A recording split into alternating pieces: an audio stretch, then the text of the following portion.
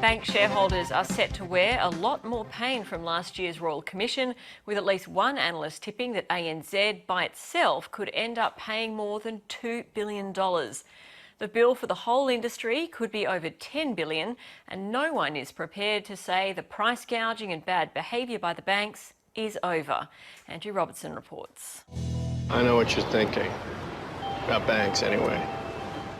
Even the mentalist might get a shock if he could read the minds of bank customers ripped off to the tune of about $10 billion. The compensation, I think, is just the tip of the iceberg. There's just a lot of overpriced products out there and a lot of people still being gouged, even if they haven't actually been ripped off in the way people receiving compensation are. ANZ has become the latest to reveal its bill for compensating customers past the billion-dollar mark, hitting $1.1 billion over the last 2 years. In 2020, there'll probably be more. So after tax, it's going to cost of the order of $1.5 billion or $2 billion pre-tax. Brett Lemessurier has been looking at the likely bill for all the banks and AMP. With the Commonwealth Bank figure including the AUSTRAC money laundering scandal, he says bad management has led to the destruction of more than $10 billion of shareholder money.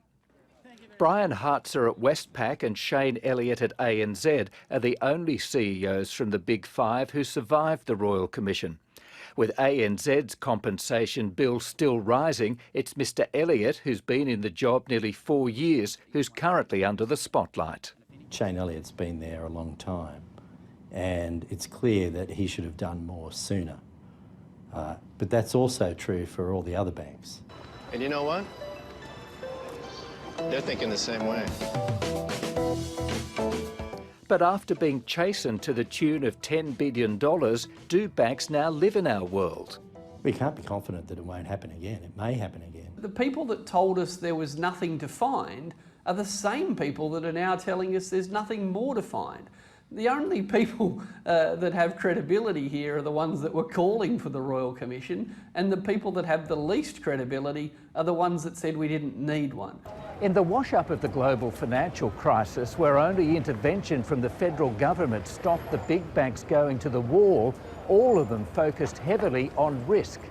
The key emphasis was protecting profits, but new research from Macquarie University suggests the banks and their customers may have been better served by a focus on ethics. In theory, if you've got a strong risk culture, then that might stop you from taking actions that hurt your customers. But it didn't, and it came down to a familiar tale, the way bankers are paid. For many years, the remuneration has all been based on individual performance. People get paid a bonus based on their individual performance, and that encourages a self-interested culture.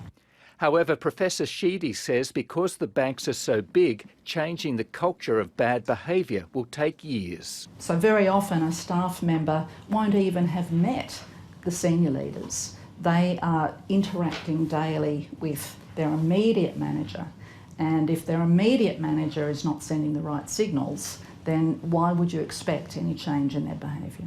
The Hayne Royal Commission was always a political fix, but some now say only the powers of a permanent inquiry can keep the banks at heel.